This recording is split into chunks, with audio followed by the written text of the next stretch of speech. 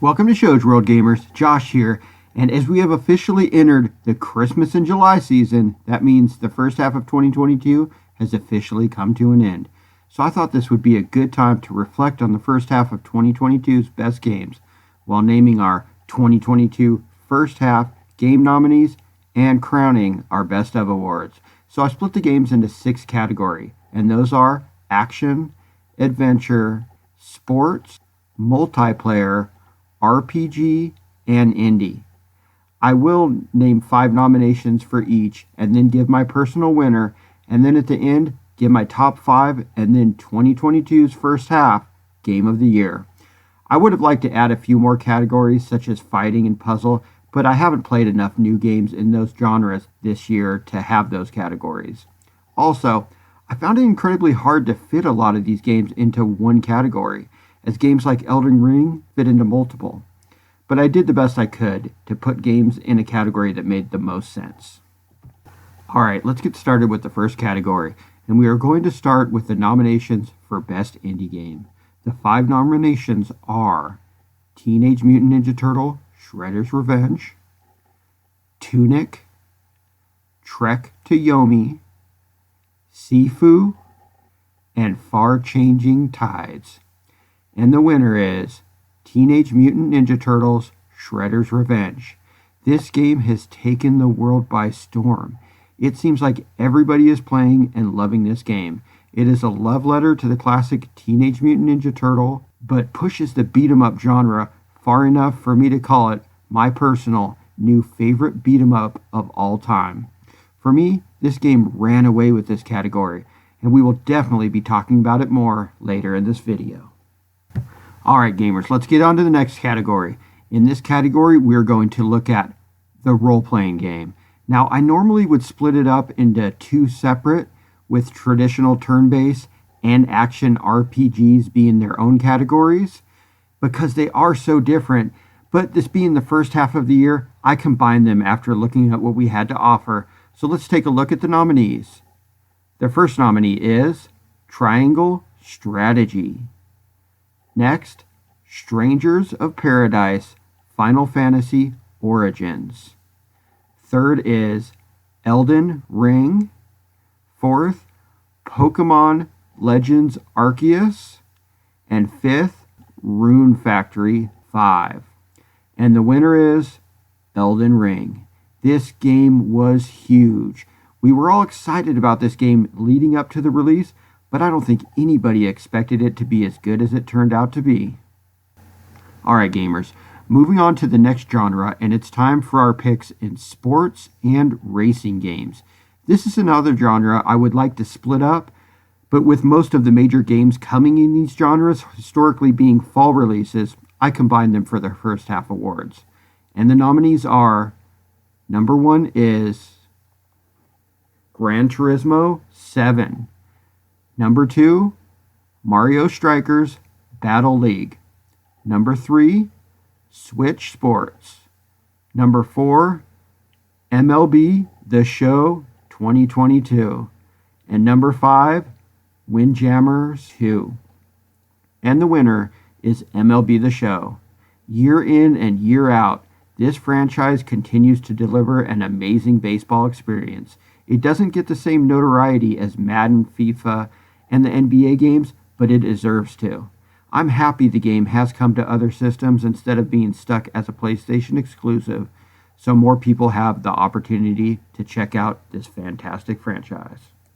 Moving on to our next genre of games, and that is going to be the multiplayer games. This is definitely the future of gaming, whether it's co-op or versus, whether it's online or offline. We all love playing games with other people and sharing those amazing moments. The nominees for a multiplayer game are number 1, Teenage Mutant Ninja Turtles Shredder's Revenge. Number 2, Switch Sports.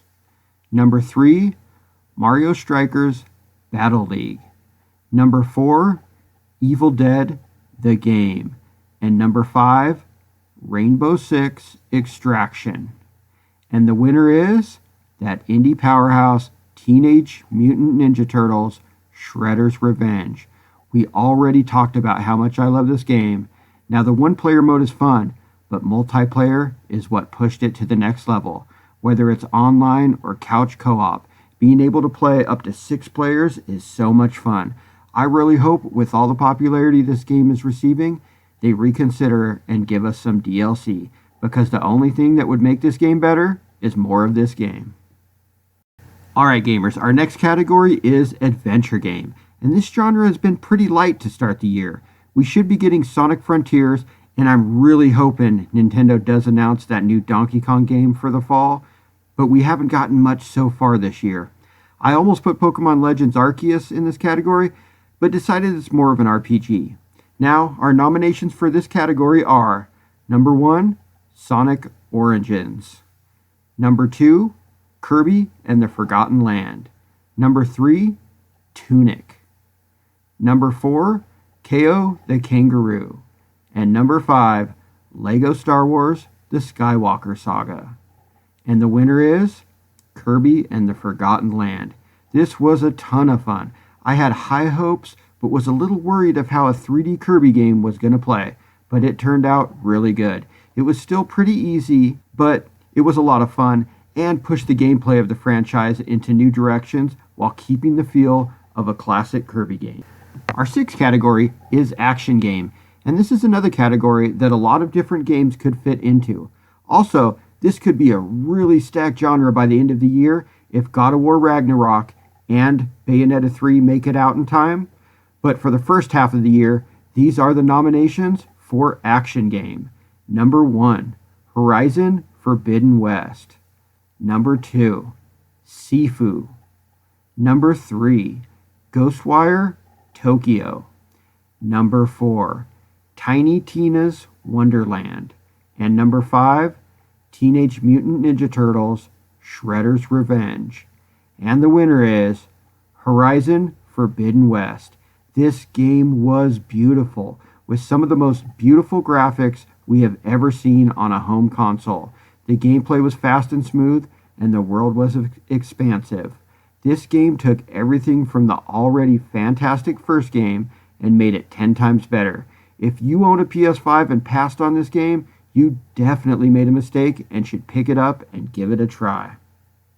Alright, it's time for the last award, and this is the big one. These are the games you definitely can't miss. If there are any you haven't played, I would definitely suggest you give them a shot. Alright, let's take a look at the nominations for the 2022 First Half Game of the Year. Number 1, Horizon Forbidden West. Number 2, Pokemon Arceus. Number 3, Elden Ring. Number 4, Teenage Mutant Ninja Turtles Shredder's Revenge. And number 5, Lego Star Wars The Skywalker Saga. And the winner for the 2022 First Half Game of the Year is Elden Ring. This game absolutely blew me away.